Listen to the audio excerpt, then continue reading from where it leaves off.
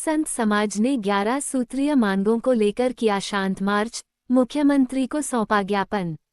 लखनऊ, 22 अगस्त। राम मंदिर में घंटा चोरी सहित संत समाज की विभिन्न समस्याओं और मांगों को लेकर शनिवार को संत समाज ने 11 सूत्रीय मांगों के समर्थन में शांत मार्च निकाला। यह मार्च गांधी प्रतिमा से मुख्यमंत्री आवास तक किया गया। मार्च का नेतृत्व श्री संत प्रकाश जी महाराज, श्री अनिल वर्मा, श्री सुजीत महाराज एवं श्री सूरज ने किया। संत समाज की ओर से 11 सूत्रीय ज्ञापन मुख्यमंत्री को सौंपने की बात कही गई। ज्ञापन में मांग की गई कि घंटा चोरी के मामले में पुरानी कमेटी को हटाकर संतों को कमेटी में शामिल किया जाए और कमेटी में किसी आम व्यक्ति को न रखा जाए। संतों को निःशुल्क बस एवं रेल पास दिए जाने तथा मंदिर की परिधि के 2 किलोमीटर के भीतर मदिरा और मांस की बिक्री पर पूर्ण प्रतिबंध लगाने की भी मांग की गई। संत समाज ने संतों के लिए आई कार्ड जारी करने की मांग की, जिससे वे बस और ट्रेन में यात्रा कर सकें। साथ ही संत महात्माओं के आश्रम एवं धार्मिक स्थलों से जुड़ी समस्याओं का प्राथमिकता के आधार पर निस्तारण, संतों की सुरक्षा और सम्मान के लिए अलग व्यवस्था तथा धार्मिक स्थलों में मरम्मत एवं आमजन के लिए आवश्यक सुविधाएं उपलब्ध कराने की मांग रखी। ज्ञापन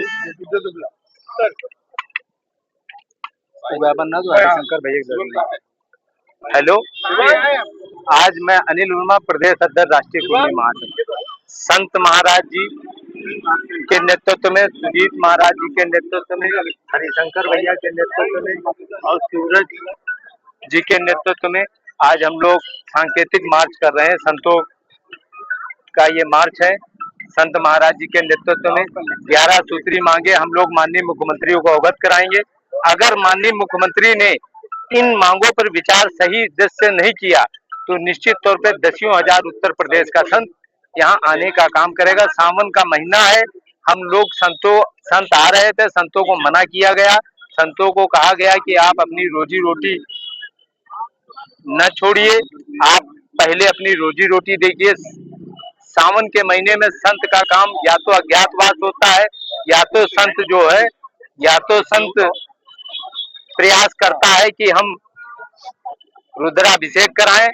तो ऐसे समय में हम चाहते हैं कि माननीय मुख्यमंत्री इस पावन महीने में संतों की एक कमेटी बना दे, चंदा चोरी रोकी जाए और प्रयास किया जाए कि निष्पक्ष जांच हो। 11 सूत्री मांगों पे हम उन्हें अवगत कराएंगे और जल्दी अगर वो ध्यान नहीं देंगे तो बहुत बड़ा आंदोलन हम लोग करेंगे।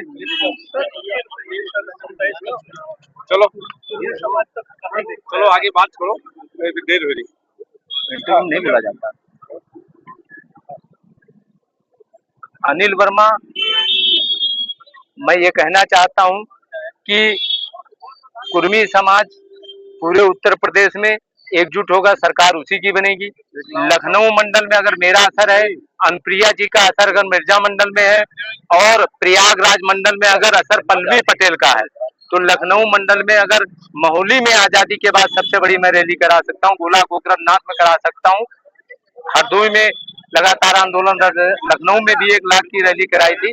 अब ज्यादा समय ना लेते हुए, क्योंकि बहुत लोग हैं, हम लोग मार्च करेंगे। हरिशंकर जी अपनी अवगत से। मेरा नाम सुजीत महाराज है। जिस तरह से गौ माता का उत्पीड़न किया जा रहा है, जो हम लोगों ने सोचा था कि संतों का सम्मान और मान बढ़ेगा, वो सब कुछ खास में मिल गया है। भारतीय जनता पार्टी में गौ माता कान्य होम में बंद है, जिनका भूखों से बहुत बुरा हाल है, जिसका कोई भी सुनने वाला नहीं है। हम चाहते हैं कि गौ माता को राष्ट्रीय माता घोषित किया जाए, और अगर घोषित नहीं किया जाएगा तो अगली बार 10,000 संत विधानसभा के सामने धरना प्रदर्शन करेंगे। पशुपालन विभाग ने एक आंकड़ा दिया है कि उत्तर प्रदेश में 37% गायें कम हो गई है, बाकी प्रदेशों में बढ़ रही है संख्या और उत्तर प्रदेश में जनसंख्या। इसके पीछे का कारण क्या है? इसके पीछे का कारण पूरी भारतीय जनता पार्टी है, क्योंकि एक गौशाला में 20 गाय मर रही है। हम तो कहेंगे जो गौ माता तड़प तड़प के मर रही है, और भारतीय जनता पार्टी को अगर नहीं अच्छा लग रहा है तो सब गौ माताओं को जहर दे दिया जाए और साथ में संतों को जहर खिलाकर मार दिया जाए।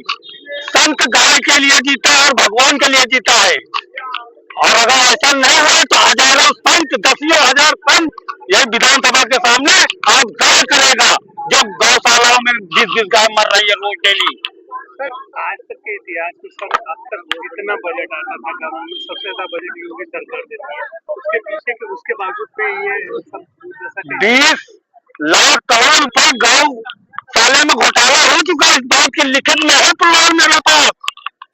आप कभी कानी हॉल में जाइए, चाहे नगर निगम हो चाहे ग्रामीण हो, रोज डेली 20 गाय मरती है, वो भी तड़प तड़प को। जैसे गाय तड़प तड़प कर मर रही वैसे वो कर्मचारी मरेंगे जो गौ माता का धन खा रहे हैं।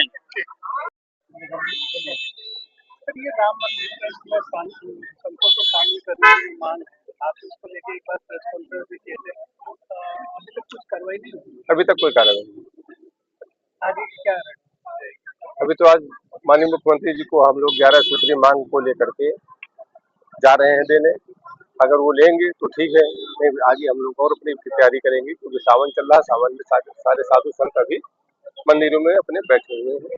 हमारी जो उनसे चर्चा हुई, उन्होंने कहा कि सावन में के बाद अगर कोई कार्यक्रम रखेंगे तो हम लोग बड़ा कार्यक्रम करेंगे।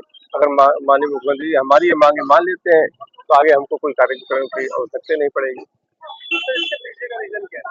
इसके पीछे का रीजन मुख्य है चंदा जो चोरी हुआ है अयोध्या में।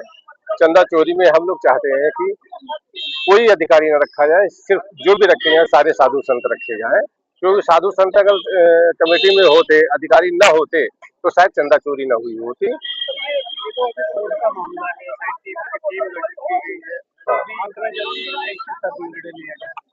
SIT की वो जांच कर रही है, SIT जांच कर रही है और कर भी चुकी है। जो भी कर रही है वो तो खैर उनका काम है, लेकिन हमारा जो हमारी मांग है वो मांग यही है कि कमेटी में किसी मंदिर कौन चलाता है? मंदिर संत चलाते हैं, मंदिर अधिकारी नहीं चलाएगा, क्योंकि संत को अनुभव होता है। संत 6 साल की उम्र से संन्यास ले लेता है और सारा जीवन लगा देते हैं मंदिर। वो मंदिर में जो संत सेवा करता है, संत की कोई इच्छा अपनी नहीं होती कि हमको पैसा कमा करके बिल्डिंग बनाना है या घर बनाना है। संत की तो एक ही इच्छा होती है कि प्रभु की सेवा में सारा जीवन हमारा अर्पण कर दिया हमने, इसलिए मंदिर ही हमारे लिए सब कुछ है, प्रभु की सेवा ही सब कुछ है।